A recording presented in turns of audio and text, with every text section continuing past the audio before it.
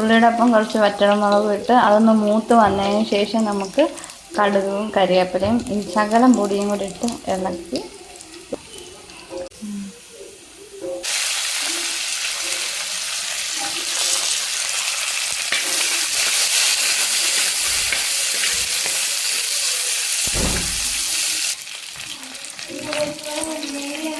തരാവേ. ഞാനിതൊന്ന് അത് കളിച്ചോട്ടെ.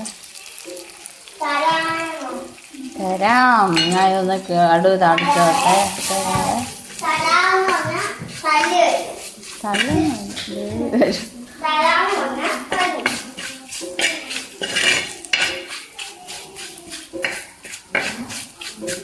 അത്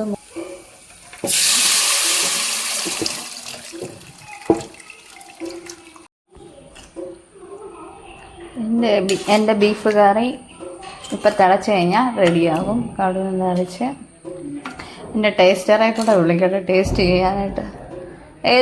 ആര്യൻ, കറി റെഡിയായി, ഒന്ന് ടേസ്റ്റ് ചെയ്തിട്ട് പറയാവോ? ഓക്കെ, എന്നാൽ അവിടെ കയറി ഊതണോ? കാണിക്ക കൈ.